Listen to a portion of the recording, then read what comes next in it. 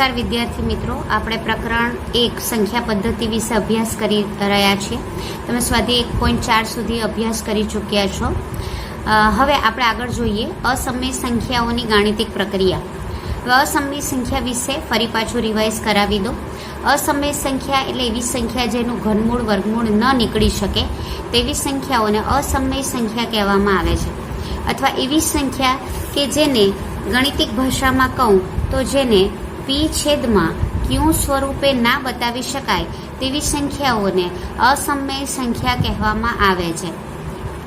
હજી સરળ તમને કહું તો જે એકી સંખ્યાઓ છે, એકી સંખ્યાઓ બરાબર, એકી સંખ્યાઓને જો વર્ગમૂળમાં મૂકું અથવા ઘનમૂળમાં મૂકું અથવા ચતુર્થ મૂળમાં મૂકું બરાબર, તો તેનું ઘનમૂળ ચતુર્થ મૂળ ન કાઢી શકાય. તો તેવી સંખ્યાઓને અસમય, એટલે આ બધી સંખ્યાઓ અસમય સંખ્યા છે જે તમે ઓલરેડી ભણી ચૂક્યા છો. હવે આ સ્વાધ્યાયમાં એટલે હવે 1.5 સ્વાધ્યાય તરફ આપણે આગળ પ્રયાણ કરી રહ્યા છે. તો તેમાં બે અસમય સંખ્યાઓના સરવાળા બાદબાકી ગુણાકાર અને ભાગાકાર. આપણને એવું હોય કે અસમય જ હોય, એવું કંઈ જરૂરી નથી, તે સમય પણ હોઈ શકે. તમને એક ઉદાહરણ આપું. ધારો કે તમને અહીંયા એક આપેલું છે કે 3 વત્તા વર્ગમૂળમાં 5 વત્તા, એટલે આ એક કાઉન્સના સરવાળામાં એક બીજો કાઉન્સ છે અને તે છે 3 માઇનસ વર્ગમૂળમાં 5 બરાબર. હવે આ જે કાઉન્સ છે હું છોડું છું ને અહીંયા સરવાળો છે એટલે આ કાઉન્સમાં કોઈ ફેરફાર કરીશ નહીં. તો શું થશે? 3 વત્તા વર્ગમૂળમાં 5 વત્તા આ કાઉન્સ છોડી કાઢ્યો, મેં બીજું કંઈ નથી કર્યું, આ કાઉન્સને દૂર કરી દીધા. 3 માઇનસ વર્ગમૂળમાં 5, માઇનસ અને પ્લસ વર્ગમૂળમાં 5 છે તે ઉડી જશે. તો રહ્યું શું? 3 વત્તા 3. 3 પણ સમય સંખ્યા છે એટલે બંનેનો સરવાળો. 3 વત્તા 3 એટલે ટોટલ થયું 6. હવે અહીંયા તમે જોશો તો આ સંખ્યા છે તે અસમય સંખ્યા છે. તો બે અસમય સંખ્યાનો સરવાળો કેવો આવ્યો? સમય સંખ્યા આવ્યો ને. એટલે કોઈ પણ બે અસમય સંખ્યાનો સરવાળો ગુણાકાર ભાગાકાર એક અસમય જ આવે એવું જરૂરી નથી. હવે આગળ જુઓ, કેટલાક અસમય સંખ્યા માટેના નિયમો છે. તો ધારો કે કોઈ A, B, C, D એ ધન સંખ્યાઓ છે. જેમ કે અહીંયા પણ મેં તમને કીધેલું કે ભાઈ 3, 5, 7 એવી ધન સંખ્યા જ છે ને. તો એ આવી, ધારો કે એ 3, 5, 7 એવા કોઈ આંકડા લેવાના બદલે મેં અહીં A, B, C, D એવી કોઈ સંકેતમાં ધન સંખ્યાઓ લીધી છે બરાબર. હવે એમાં પહેલો નિયમ જુઓ, જો વર્ગમૂળમાં A, B હોય એટલે બે સંખ્યા છે A અને B, બંનેને વર્ગમૂળમાં મૂક્યું છે, તો એને સેપરેટલી વર્ગમૂળમાં આવી રીતે લખી શકાય. ઉદાહરણ તરીકે વર્ગમૂળમાં 3 ગુણ્યા મેં 2 કર્યા, તો હું આના બદલે લખી શકું વર્ગમૂળમાં 3 ગુણ્યા વર્ગમૂળમાં 2. ત્યાર પછી બીજો નિયમ છે, વર્ગમૂળમાં જો A ના છેદમાં B હોય તો હું સેપરેટલી વર્ગમૂળમાં A છેદમાં વર્ગમૂળમાં B એવી રીતે હું લખી શકું. તેવી જ રીતે અહીંયા આનું જે ઉદાહરણ છે તે આપેલું છે કે ધારો કે 3 ના છેદમાં 2 વર્ગમૂળમાં છે તો એને સેપરેટલી વર્ગમૂળમાં 3 ના છેદમાં વર્ગમૂળમાં 2 એવી રીતે હું લખી શકું. હવે ધારો કે અહીં તમને આપેલું છે વર્ગમૂળમાં A વત્તા વર્ગમૂળમાં B અને વર્ગમૂળમાં A ઓછા વર્ગમૂળમાં B. હવે તમે આ એક અવયવમાં શીખી ગયા છો કે A માઇનસ B અને A પ્લસ B એકવાર વત્તા અને એકવાર ઓછા હોય તો પહેલાનો વર્ગ અને બીજી સંખ્યાનો વર્ગ અને વચ્ચે બાદબાકી, આવું તમે લખી શકો. જો મિત્રો આ આના જેવું લાગે છે ને, પણ અહીંયા A માઇનસ B અને A પ્લસ B ના બદલે અહીંયા વર્ગમૂળમાં A પ્લસ વર્ગમૂળમાં B ને વર્ગમૂળમાં A માઇનસ વર્ગમૂળમાં B એવું આપ્યું છે. એટલે આપણે શું કરશું? આનો વર્ગ કરીશું અને આનો પણ વર્ગ કરીશું બરાબર. હવે હંમેશા યાદ રાખજો, કોઈ પણ સંખ્યાનો વર્ગમૂળમાં હોય અને તેનો વર્ગ કરવામાં આવે તો વર્ગમૂળ નીકળી જાય. એટલે અહીંયા શું થશે? વર્ગમૂળમાં A ના બદલે થઈ જશે A ને વર્ગમૂળમાં B ના બદલે થઈ જશે એનો વર્ગ કરવાથી B. આ નિયમ યાદ રાખજો અને આપણે સાદું રૂપ એવું આવશે સ્વાધ્યાય 1.5માં, તો એમાં તમને કામ આવશે. ત્યાર પછી નેક્સ્ટ છે A પ્લસ વર્ગમૂળમાં B ને A માઇનસ વર્ગમૂળમાં B. તો આ પણ આના જેવું દેખાઈ રહ્યું છે ને, તો અહીંયા પણ શું કરીશું? A નો વર્ગ ઓછા બીજી સંખ્યાનો વર્ગ એટલે વર્ગમૂળમાં બીનો વર્ગ એટલે એનો વર્ગ આવશે એ સ્ક્વેર અને વર્ગમૂળમાં બીનો વર્ગ એટલે વર્ગમૂળ નીકળી જશે એટલે થઈ જશે બી. આ એનું સાદું રૂપ છે. આ બધા સૂત્રો છે મિત્રો. ગણિતમાં સૂત્રો એ અગત્ય ભાગ ભજવે છે, મહત્વનો ભાગ ભજવે છે અને ગણિત એ હંમેશા પ્રેક્ટિસથી જ આવે. આ માત્ર તમારું બેઝ છે. બેઝ એટલે પાયો કે જેના આધારે તમે આખું સ્વાધ્યાય કરશો. આ તમને જેમ જેમ દાખલા આવશે તેમ પણ તમને ખ્યાલ આવશે, હા ટીચરે આવું સમજાવ્યું હતું. હવે આગળ જુઓ, આ એક સૂત્ર તમને આપેલું છે. તમે આ આ આપણે ભૂલી ગયા. વર્ગમૂળમાં એ વત્તા વર્ગમૂળમાં બી ગુણ્યા વર્ગમૂળમાં સી વત્તા, એટલે આ બે કાઉન્સનો ગુણાકાર છે. તો પ્રાથમિકમાં તમે બે કાઉન્સનો ગુણાકાર ભણી ગયા છો. હવે કેવી રીતે? તો આનો ગુણાકાર પેલા આ કાઉન્સ જોડે અને આનો ગુણાકાર આ કાઉન્સ જોડે, બરાબર? એટલે શું થશે? આ રીતે મેં કર્યું છે, જુઓ. વર્ગમૂળમાં એ નો ગુણાકાર પેલા સી વર્ગમૂળમાં સી વત્તા વર્ગમૂળમાં ડી જોડે ને વર્ગમૂળમાં બી નો ગુણાકાર વર્ગમૂળમાં સી વત્તા વર્ગમૂળમાં ડી જોડે. એટલે શું થશે? આનો ને આનો ગુણાકાર કરવું એટલે શું થશે? વર્ગમૂળમાં એસી, પછી આ વત્તા છે એટલે અહીંયા મૂકા વત્તા, પછી વર્ગમૂળમાં એ ને ગુણ્યા ડી એટલે શું થશે? વર્ગમૂળમાં એ ડી, પછી આ પણ વત્તા છે એટલે અહીંયા વત્તા મૂકી દીધા, વર્ગમૂળમાં બીસી, પછી આ પણ વત્તા છે એટલે અહીંયા પણ વત્તા, વર્ગમૂળમાં બીડી. ત્યાર પછી આવો પણ તમને સ્વાધ્યાયમાં આવશે. આ સૂત્ર છે જેના આધારિત આપણે દાખલા ગણશું, તમને આવડે જ છે. આ તમે જોશો તો એ વત્તા બી આખાના વર્ગ જેવું સૂત્ર તમને દેખાય છે. તમે આ સૂત્ર ભણી ગયા છો. એ વત્તા બી આખાનો વર્ગ બરાબર એનો વર્ગ વત્તા 2ab વત્તા બીનો વર્ગ, આવો તમે ભણી ગયા છો, બરાબર? જો આની સાથે આ સરખાવો, કંઈ નથી અહીંયા, ખાલી વર્ગમૂળમાં એ ને ખાલી વર્ગમૂળમાં બી એવું આપ્યું છે. એટલે હવે આપણે પહેલા પદનો વર્ગ એટલે શું કરશું? વર્ગમૂળમાં એનો વર્ગ 2 ગુણ્યા પહેલું ને બીજું પદ એટલે 2 ગુણ્યા પહેલું પદ અને બીજું પદ, અને બીજા પદનો વર્ગ એ અહીં લખેલો છે. વર્ગમૂળમાં એનો વર્ગ એટલે થઈ જશે એ, આ બેઠું મૂકી દીધું છે. વર્ગમૂળમાં બીનો વર્ગ એટલે થઈ જશે બી.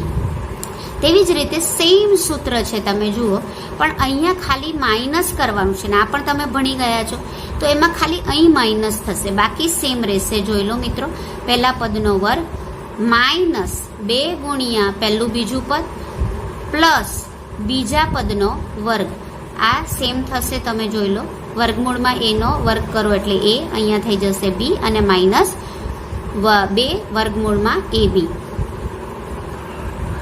આ જે સમજાવી રહી છું મિત્રો એ નોંધ સ્વરૂપે તમારે નોટબુકમાં લખવાનું છે, જે અત્યાર સુધી બધું સમજાવ્યું તે. અને પછી હું જ્યારથી સ્વાધ્યાય 1.5 શરૂ કરું એના દાખલા મિત્રો દરેક અલગ અલગ છે, રીત અલગ અલગ છે, એટલે હું તમને સમજાવીશ પણ તમારે નોટબુકમાં જાતે કરવાના છે. પહેલું છે હવે નોંધમાં જે તમારે લખવાનું છે, આ પણ જે તમને બધું જ સમજાવ્યું, અહીં મેં તમને આ બધું જ સમજાવ્યું, બરાબર? એ તમારે લખવાનું છે નોટબુકમાં નોંધ તરીકે, અને આ પણ તમારે નોંધ તરીકે લખવાનું છે. હવે આ મિત્રો આના આધારિત હું સ્વાધ્યાય 1.5નો પહેલો પ્રશ્ન કરીશ. સાવ સિમ્પલ છે, સમજાઈ જાય એવું છે. જોઈ લો, કોઈ પણ સમય સંખ્યા આપી હોય અને એનો સરવાળો અસમય સંખ્યા સાથે કરો તો આખી જે સંખ્યા છે તે બની જાય અસમય. ઉદાહરણ તરીકે 2 સમય છે, વર્ગમૂળમાં 3 અસમય છે. આખું સંખ્યા કઈ બની? 2 વત્તા વર્ગમૂળમાં 3, એને શું કહેવાશે? અસમય સંખ્યા. તેવી જ રીતે સમય સંખ્યા અને અસમય સંખ્યાની બાદબાકી પણ શું કહેવાશે? અસમય. ઉદાહરણ તરીકે 2 કેવું છે? સમય. વર્ગમૂળમાં 3 કેવું છે? અસમય. આખી સંખ્યા કઈ બની? 2 માઇનસ વર્ગમૂળમાં 3, તો એ સંખ્યા કેવી કહેવાશે? અસમય. તેવી રીતે આ બંનેનો ગુણાકાર એટલે સમય ગુણ્યા અસમય પણ શું થશે? અસમય. જેમ કે અહીંયા 2 સમય છે, વર્ગમૂળમાં 3 અસમય છે, આખી સંખ્યા 2 વર્ગમૂળમાં 3 બની, એ કેવી કહેવાશે? એ પણ અસમય કહેવાશે.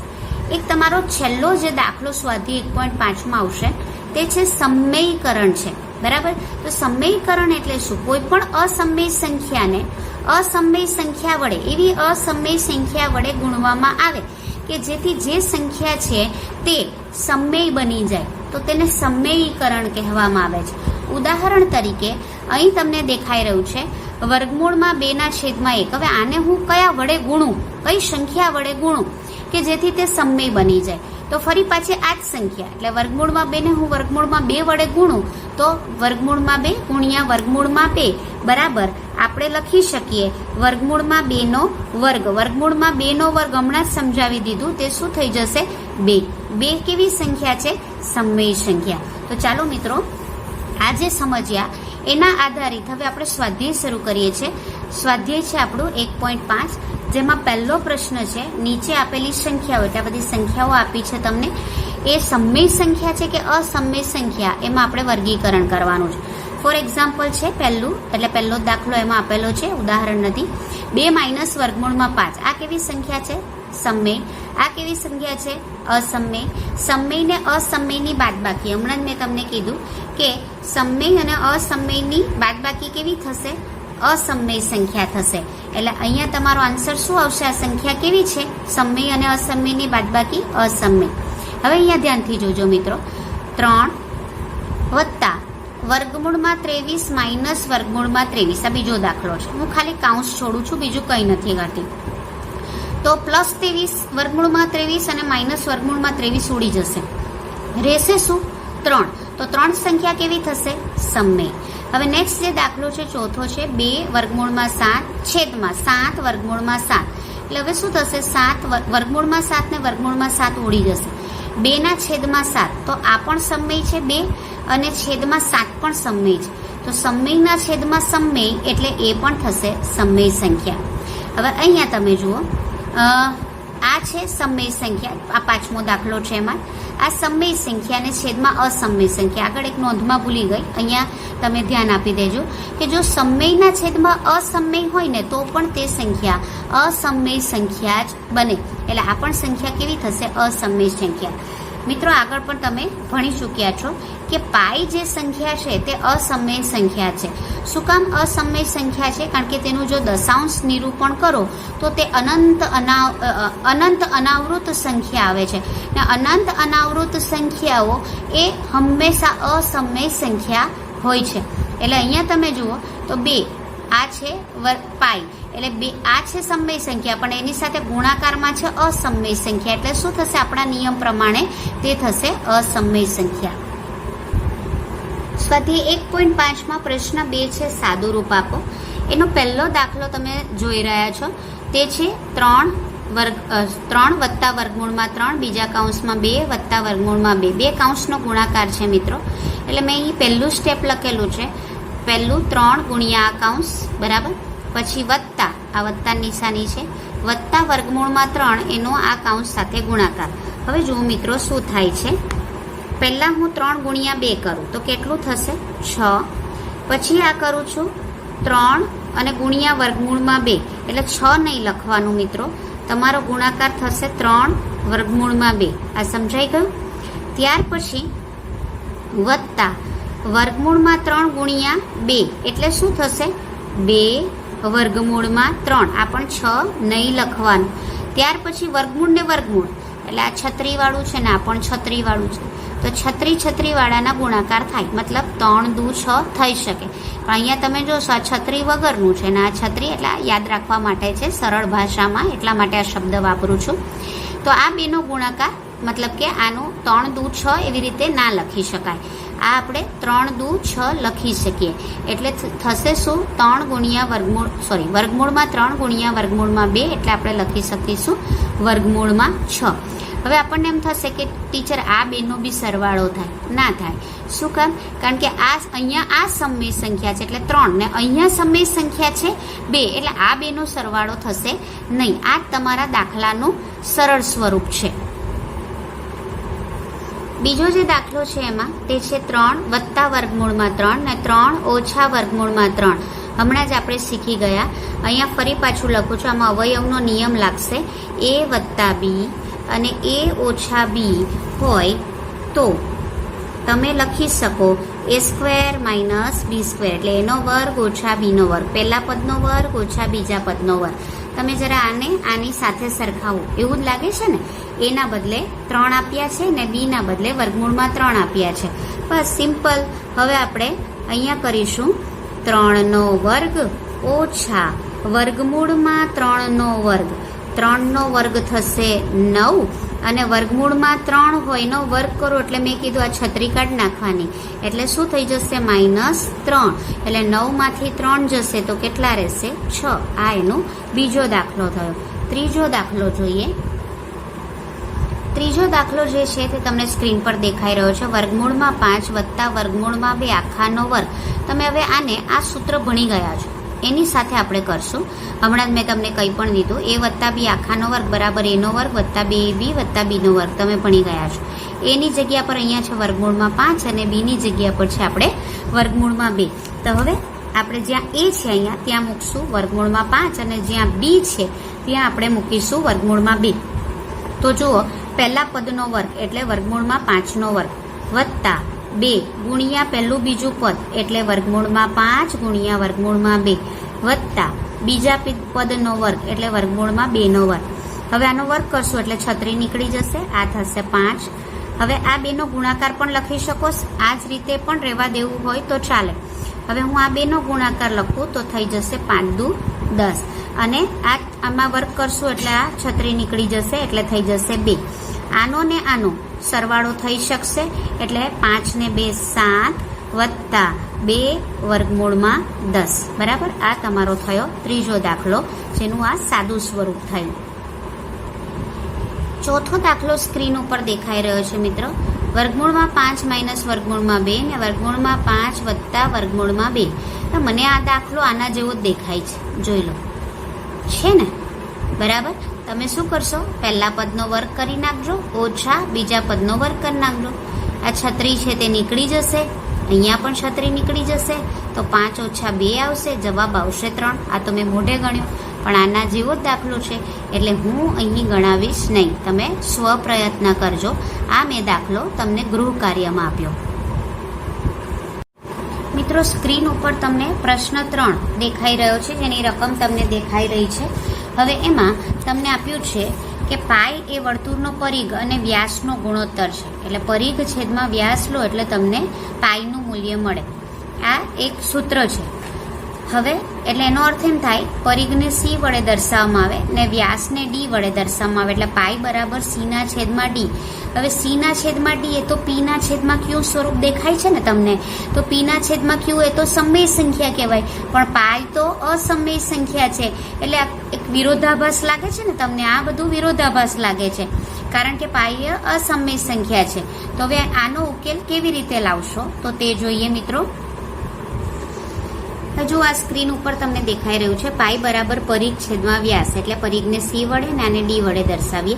c છેદમાં d એટલે આ તો જો આ સમય હોય અને છેદમાં d પણ સમય હોય એટલે p ના છેદમાં q સ્વરૂપ થયું, તો જે સંખ્યા મળવી જોઈએ એટલે આ જે છે તે સમય થવું જોઈએ. આનો જે જવાબ છે તે સમય થવો જોઈએ ને, પણ આનો જવાબ મળે છે શું? જો પરિઘના છેદમાં વ્યાસ કરો તો શું જવાબ મળે છે? જવાબ મળે છે પાઈ. હવે પાઈ કેવી સંખ્યા છે? તે તો અસમય સંખ્યા છે, સમય સંખ્યા નથી. એટલે કે આનો જવાબ જે પાઈ મળે છે તે અસમય સંખ્યા નથી. હવે આનો અર્થ શું થયો કે આ ત્યારે જ પોસિબલ છે કે જ્યારે c એટલે કે પરિઘ અને d એટલે કે વ્યાસ એ બેમાંથી કોઈ એક અથવા તો બંને, એટલે કાં c હોય અથવા d હોય અથવા cd બંને હોય, એ બંને જો અસમય સંખ્યા હોય તો જ પોસિબલ છે કે બંનેનો ગુણોત્તર એ પાઈ આવે. એટલે ધારો કે આમાં પોસિબિલિટી શું છે કે ધારો કે c એટલે કે પરિઘ એ સમય સંખ્યા લઈએ છે ને d વ્યાસ એ કોઈ અસમય સંખ્યા આપેલી છે, તો જ સમય ને અસમયનો ગુણોત્તર અસમય આવે. અથવા બીજી પોસિબિલિટી શું છે, કારણ કે આમાં શક્યતા શું છે કે બેમાંથી એટલે અંશ અને છેદમાંથી કોઈ એક અસમય હોવું જોઈએ તો જ શક્ય છે કે જવાબ એ અસમય આવે. અને અહીંયા જવાબ અસમય આવે છે મતલબ c ને d માંથી કોઈ એક અસમય છે અથવા બંને અસમય છે બરાબર. એટલે અહીંયા શું લીધું, માની લો કે c સમય છે ને d અસમય, તો બી તમારો જવાબ પાઈ એટલે કે અસમય સંખ્યા આવશે. અથવા તો c જે છે એટલે કે પરિઘ જે છે તે અસમય, અહીંયા લઈએ આપણે બીજું જે છે, હા બંને અસમય લીધેલા છે એટલે c પણ અસમય છે અને d પણ અસમય છે, તો પોસિબિલિટી છે કે બંનેનો ગુણોત્તર એ પાઈ એટલે કે અસમય સંખ્યા આવે. અથવા ત્રીજી પોસિબિલિટી એ છે કે માની લો કે ઉપરનો જે પરિઘ છે તે અસમય છે ને જે વ્યાસ જે છે તે સમય છે, તોય સમયના છેદમાં અસમય એટલે અસમય આવે. મતલબ ઇન શોર્ટ કે અહીંયા જે સી ને છેદમાં ડી આવે છે તે અસમય સંખ્યા ત્યારે જ આવે જ્યારે પરિઘ અથવા તો વ્યાસ અથવા તો બંને અસમય સંખ્યા હોય. મિત્રો, ચોથો પ્રશ્ન સમજાવતા પહેલા હું અહીં પ્રશ્ન 5 પહેલા છેદનું સમયીકરણ કરો એ તમને સમજાવી દઉં છું. તો એમાં જુઓ, તમને જે પહેલો પ્રશ્ન જે આપેલો છે તે છે 1/7 એટલે આપણે અહીંયા 1/7 હેડિંગ શું છે? છેદનું સમયીકરણ કરો. મતલબ અહીંયા જે છેદ અસમય સંખ્યા છે તેને સમય કરવાની છે. હવે સમય કરતી વખતે જો અંશ એટલે કે ઉપરનો ભાગ એ જો અસમય થઈ જાય તો વાંધો નથી, બરાબર. પણ આપણે છેદને સમય સંખ્યા કરી નાખવાની છે.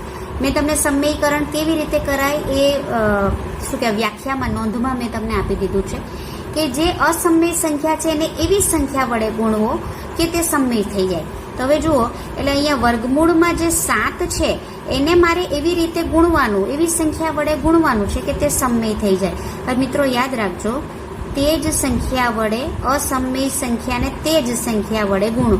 તો છેદમાં ગુણો ને તો નહીં ચાલે, એટલે મારે ગુણવું પડે કારણ કે રકમ બદલાઈ જાય. આપણે રકમ નથી બદલવાની. એટલે હું શું કરું છું? છેદ અને અંશ બંનેને વર્ગમૂળમાં 7 વડે ગુણું છું. એટલે મેં આમ કોઈ ફેરફાર કર્યો નહીં કહેવાય. કેમ? કારણ કે આ બે ઉડાડી નાખું તો એક થઈ જાય. પણ મારે શું કરવું છે? આનું સમયીકરણ કરવું છે.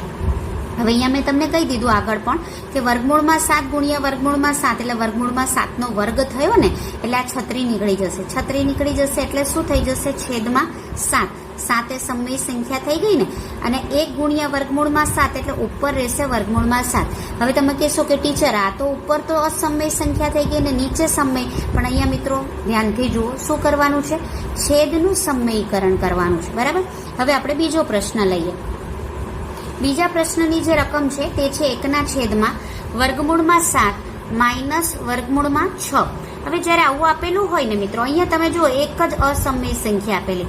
અહીંયા બે અસમય સંખ્યાનો સરવાળો કે બાદબાકી કે એવું તમને આપેલું છે, બરાબર. અથવા તો એક સમય ને એક અસમય હોય ને એના સરવાળા બાદબાકી આપેલા હોય. એટલે અહીંયા તમે જુઓ બે અસમય છે ને એની અહીંયા તમને બાદબાકી છે, બરાબર. તો હવે તમારે શું કરવાનું? આવા સંજોગોમાં તમારે પેલા રકમને લખી કાઢી 1/7 વર્ગમૂળમાં 7 - વર્ગમૂળમાં 6. હવે તમારે શું કરવાનું? આને સમય બનાવવાનું, છેદને સમય બનાવવાનું છે. તો તમારે શું કરવાનું? છેદમાં આ જ સંખ્યા એટલે આ જ સંખ્યાને તમારે એના વડે જ ગુણવાનું. એટલે તમે કહેશો હા ટીચર આપણે વર્ગમૂળમાં 7 અને વર્ગમૂળમાં 6 વડે ગુણીશું. નહીં, અહીંયા એક ફેરફાર કરી નાખવાનો. અહીંયા માઇનસ હોય ને તો અહીંયા શું કરી નાખવાનું? પ્લસ. અને અહીંયા પ્લસ હોય ને તો કોના વડે ગુણશો? માઇનસ વડે. સમજાઈ ગયું? એટલે હવે અહીંયા તમે શું કરશો કે આ જેના વડે ગુણ્યું મેં તમને કીધું આ તો તમે રકમમાં ફેરફાર કરી નાખો અને તમને કોઈ રકમમાં ફેરફાર કરવાનું કીધું નથી. એટલે તમે જેના વડે છેદમાં ગુણો છો ને એના જ વડે તમારે શું કરવાનું? અંશમાં ગુણવાનું. સમજાઈ ગયું? હવે મેં આવું કેમ કર્યું હશે? તો આ વર્ગમૂળમાં 7 વર્ગમૂળમાં 6 એ બેઠા એક વડે ગુણાકાર છે એટલે મૂકી દીધા. હવે અહીંયા તમે જુઓ, આપણે જે સૂત્ર અહીં લખું છું હું a - b અને a + b = a² - b². આવું આપણે સૂત્ર ભણી ગયા, વારંવાર હું તમને કહું છું. અને આ એના જેવું જ દેખાય છે. એના બદલે વર્ગમૂળમાં 7 છે ને બીના બદલે વર્ગમૂળમાં 6 છે. એટલે હું શું કરીશ? પહેલા પદનો વર્ગ ઓછા બીજા પદનો વર્ગ એવું લખીશ, બરાબર. એટલે શું થશે? 7 + વર્ગમૂળમાં 6 વર્ગમૂળમાં 7 નો વર્ગ એટલે કે 7 વર્ગમૂળમાં 6 નો વર્ગ એટલે કે 6. 7 માંથી 6 જાય એટલે આ 36 નીકળી જાય. મેં તમને કીધેલું આગળ પણ. ઉપર એમને એમ સંખ્યા રહેશે વર્ગમૂળમાં 7 + વર્ગમૂળમાં 6 ને 7 માંથી 6 જાય એટલે 1. આ થઈ ગઈ ને સમય સંખ્યા, બરાબર. એટલે આપણે છેદનું સમયીકરણ કરી નાખ્યું. અંશમાં અસમય થઈ ગયું પણ એ આપણે જોવાનું નથી. આપણને એમ જ કીધું છે કે છેદનું સમયીકરણ કરો. હવે જે ત્રીજો દાખલો છે મિત્રો એ હું તમને ગૃહ કાર્યમાં આપું છું. આ ત્રીજો દાખલો યાદ રાખજો મિત્રો, તમારે ગૃહ કાર્યમાં કરવાનો છે, તમારે જાતે કરવાનો છે. શું કામ? કે સેમ આના જેવો છે હવે ફરક શું છે કે અહીંયા માઇનસ આપેલું એના બદલે અહીંયા પ્લસ આપ્યું છે. એટલે હમણાં જ મેં તમને કીધું, જો પ્લસ આપ્યું હોય તો એના જ જેવી રકમ પણ અહીંયા કરવાનું માઇનસ વડે. પ્રયત્ન કરજો મિત્રો, કારણ કે જો હું જ બધું બતાવીશ તો તમને કેમ ખબર પડશે કે તમને આવડ્યું કે નહીં. બરાબર. હવે હું ડાયરેક્ટ ચોથો દાખલો કરું છું, એટલે એના પરથી પણ તમને ત્રીજો દાખલો આવડી જશે જે ગૃહ કાર્યમાં આપેલો છે. ચોથા દાખલાની રકમ છે 1/7 ઓછા 2. બરાબર છે. તો હવે હું શું કરું છું, 1/7 ઓછા 2 છે ને. બરાબર. તો મેં તમને હમણાં જ કીધું કે આપણે આ જ રકમ વડે અહીં ગુણશું. પણ હવે હું શું કરીશ, તમને હવે ખબર પડી ગયું હશે, તરત જ તમે કહી દેશો ટીચર આના જ વડે ગુણવાનું, એટલે વર્ગમૂળમાં 7 અને 2 વડે ગુણવાનું. પણ અહીંયા માઇનસ છે તો હું શું કરી દઈશ, પ્લસ. પણ અહીંયા છેદમાં નહીં, ઉપર પણ ગણવું પડશે. એટલે શું થશે, વર્ગમૂળમાં 7 અને વત્તા 2 એના વડે ગુણીશ. આ એક જોડે ગુણાકાર છે એટલે વર્ગમૂળમાં 7 વત્તા 2 જ રહેશે. છેદમાં શું થશે, ફરી પાછું જે આપણું અહીંયા સૂત્ર બતાવ્યું એના જેવું જ છે, તમે જોઈ શકો છો, એકવાર ઓછા ને એકવાર વત્તા. એટલે પહેલા પદનો વર્ગ એટલે 7નો વર્ગ ઓછા 2નો વર્ગ આવું થશે. ઉપરની જે રકમ છે એ હું એમનેમ જ રહેવા દઉં છું, વર્ગમૂળમાં 7 વત્તા 2 અને છેદમાં હું વર્ગમૂળમાં 7નો વર્ગ એટલે આ જતું રહે 36 એટલે રહેશે 7 અને 2નો વર્ગ એટલે થઈ જશે 4. એટલે વર્ગમૂળમાં 7 વત્તા 2 એમનેમ રહે છે અને 7માંથી 4 જશે તો 3 થઈ ગયું ને છેદનું સમયકરણ. બરાબર. એટલે આશા રાખું છું કે તમને આમાં સમજણ પડી હશે. હવે જોઈએ આપણે પ્રશ્ન નંબર 4. ચાલો વિદ્યાર્થી મિત્રો, આપણે જોઈએ સ્વાધ્યાય 1.5નો પ્રશ્ન નંબર 4 કે જેમાં સંખ્યા રેખા પર વર્ગમૂળમાં 9.3નું નિરૂપણ કરવાનું છે. હવે મિત્રો, સંખ્યા રેખા પર તમે પ્રાઇમરીમાં ભણી આવ્યા કે આ રીતે તમે 0 અને અહીંયા 1, 2, 3 આ રીતે લખતા હતા. આ બાજુ તમે -1, -2 આ રીતે લખતા હતા. બરાબર.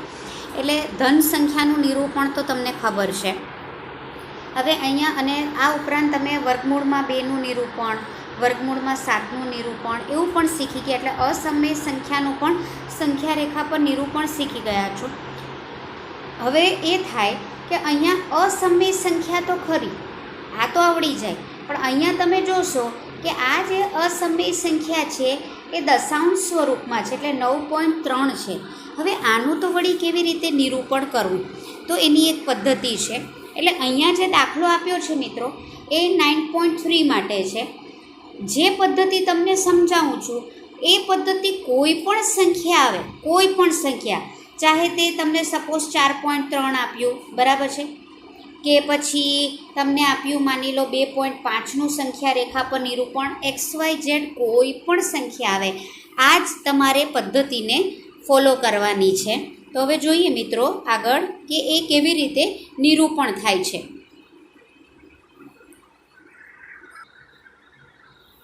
જો મિત્રો આખું એની પદ્ધતિ આ પ્રમાણે તમારે સ્ટેપ બાય સ્ટેપ તમારી નોટમાં દોરવાનું પણ છે. જે પણ સંખ્યા આપી હોય તે માપ, એટલે ધારો કે અહીંયા કેટલી આપી છે 9.3, તો ફૂટપટ્ટીની મદદથી 9.3 એટલે 9 ઉપર 3 કાપા સેન્ટીમીટરનો એક લાઈન દોરો. ધારો કે 5.3 આપ્યું છે તો શું કરશો, 5 ઉપર 3 કાપા. ધારો કે તમને આપ્યું છે કે ભાઈ 2.5 કરો તો તમે શું કરશો, આ જે લાઈન છે તે કેટલી લેશો, 2 ઉપર 5 કાપા. બરાબર. જેટલો પણ તમને અંક આપેલો હોય તે તમારે અહીંયા ડ્રો કરવાનું છે અને ત્યાર પછી એ દોરી અને આને નામ આપી દેવાનું છે AO. બરાબર. એટલે AO બરાબર અહીંયા તમે કેટલું લીધું, 9.3. યાદ રાખજો મિત્રો, આ દોર્યા પછી સ્ટેપ બાય સ્ટેપ વિડીયો જોતા જજો અને એ પ્રમાણે તમે કરજો. એક્ઝામમાં 3 કે 4 માર્કમાં આ સવાલ તમને આવી શકે. હવે આગળ જુઓ, ત્યાર પછી શું કરવાનું છે, જે O બિંદુ છે, O બિંદુથી 1 સેન્ટીમીટર તમને દેખાઈ રહ્યું છે, 1 સેન્ટીમીટર આગળ એક લાઈન લંબાવો અને એને નામ આપી દો OB. તો અહીંયા OB બરાબર કેટલું થયું મિત્રો, 1 સેન્ટીમીટર, બરાબર. હવે આ એબીનો એ થી બી સુધી એક અડધું સર્કલ એટલે કે અર્ધ વર્તુળ આપણે દોરવાનું છે. હવે કેવી રીતે દોરશું તો આપણે પરિકરની મદદથી લંબ દ્વિભાજક દોરીને કરશું. મિત્રો, લંબ દ્વિભાજક તમે ભણી આવ્યા છો. લંબ દ્વિભાજક એટલે કોઈ પણ રેખાખંડને મધ્ય બિંદુમાંથી છેદતો રેખાખંડ. તો એનો અર્થ એમ કે અહીં આપણે એબીનું મધ્ય બિંદુ શોધશું. તો હવે કેવી રીતે શોધીશું તો તે જુઓ. ફરી પાછું રિપીટમાં તમને બતાવું છું. અહીંયા આપણે OB 1 સેન્ટીમીટર લીધું. એબીનો લંબ દ્વિભાજક દોરવો છે આપણે, એટલે એ થી બીનું અર્ધવર્તુળ દોરવું છે. હવે એના માટે આપણે શું કરશું કે એબીનું અડધાથી વધારે માપ, આશરે એબીથી અડધાથી વધારે માપ, એ તમે એ થી પણ લઈ શકો ને બી થી પણ લઈ શકો. જુઓ, અડધાથી વધારે માપ લીધું. બી પરથી ઉપર અને નીચે ચાપ મારો આ રીતે. ત્યાર પછી એ પરથી ઉપર અને નીચે ચાપ મારો આ રીતે, બરાબર. હવે અહીં તમને આ જે બે બિંદુ આપેલા છે એ બિંદુમાંથી પસાર થતી આ રીતે એક રેખા દોરો, બરાબર. આ જે બે બિંદુ તમને છેદે છે એમાંથી પસાર થતી રેખા, તો એ જે રેખા એબીને જ્યાં છેદે તે છે તમારું એબીનું મધ્ય બિંદુ. એટલે અહીં તમને એબીનું મધ્ય બિંદુ મળ્યું. ત્યાંથી એ સુધી અથવા તો મધ્ય બિંદુથી બી સુધી કોઈ પણ લઈ શકો. માપ લઈ અને આ રીતે એ થી બી સુધી વર્તુળની મદદથી આમ તમે આખું અર્ધવર્તુળ રચો. આમ તમે અહીં એબીનું અર્ધવર્તુળ રચ્યું છે. હવે અહીંયા જરા ધ્યાનથી જુઓ મિત્રો, આ જે અર્ધવર્તુળ છે તમે આ સાઈડે પણ દોરી શકો તો તમારું પૂરું વર્તુળ બની જાય ને. એટલે આ અર્ધવર્તુળ એટલે વર્તુળનો એક અડધો ભાગ તમને અહીં મળ્યો છે. હવે આગળ શું કરવાનું તો તે જુઓ. હવે અહીં જે આ O બિંદુ છે, ફરી જોજો મિત્રો, અહીં જે આ O બિંદુ છે ત્યાંથી આપણે લંબ દોરીશું. લંબ એટલે એવી રેખા દોરવાની કે જે અહીંયા O આગળ 90નો ખૂણો બનાવે. તો સ્વાભાવિક છે તે આપણે જે આપણું કોણ માપક હોય છે જેનાની મદદથી આપણે જુદા જુદા ખૂણા પ્રાઇમરીમાં દોરતા હતા, તેની મદદથી અહીંયા આપણે 90નો ખૂણો O આગળ બનાવશું. તો જુઓ તમે, આ અર્ધવર્તુળ દોર્યા પછી O આગળ આપણે 90નો ખૂણો બનાવશું. તો એના માટે આપણે કોણ માપકનો ઉપયોગ કરીશું. અહીંયા તમે જોઈ શકો છો, બરાબર 90નો અહીંયા O આગળ માપ રાખીને 90 આગળ એક ટપકું મૂકી દો અને ત્યાર પછી સીધી લાઈન દોરો. હવે ક્યાં સુધી? આ જે ટપકું દોર્યું છે ત્યાં સુધી નહીં, પણ એ જે લાઈન અર્ધવર્તુળને છેદે ત્યાં સુધી આ રીતે. જુઓ, મેં ટપકા સુધી નથી લંબાવ્યું. તો અહીં 90નો ખૂણો બને છે. આ જે જ્યાં છેદે છે અર્ધવર્તુળને ત્યાં P નામ આપી દો. અહીંયા મિત્રો જે આ OP છે ને, OP એ તમારું 9.3 એટલે કે વર્ગમૂળમાં 9.3 જેટલું આવ્યું. હવે શું કરવાનું છે, બી આગળથી થોડી રેખા લંબાવી દો, ગમે તેટલી વધારે લંબાવી શકો તમે. પછી શું કરવાનું છે, O થી P સુધીનું પરિકરથી તમે માપ લો. તમે જોઈ શકો છો, O થી P સુધીનું પરિકરથી માપ લો. એટલે O થી Pનું પરિકરથી માપ લઈ ઓને કેન્દ્ર લઈ, એટલે O આગળ તમારું પરિકરની અણી રાખો. ઓને કેન્દ્ર લઈ તમે આ રીતે ચાપ મારો. કોના પર? જે આપણે રેખા દોરી તેના પર. અને જ્યાં પણ પેલી રેખાને છેદે છે ત્યાં તમે નામ આપી દો D. અહીં જે તમે D આગળ દોર્યું તે વર્ગમૂળમાં 9.3 થઈ ગયું.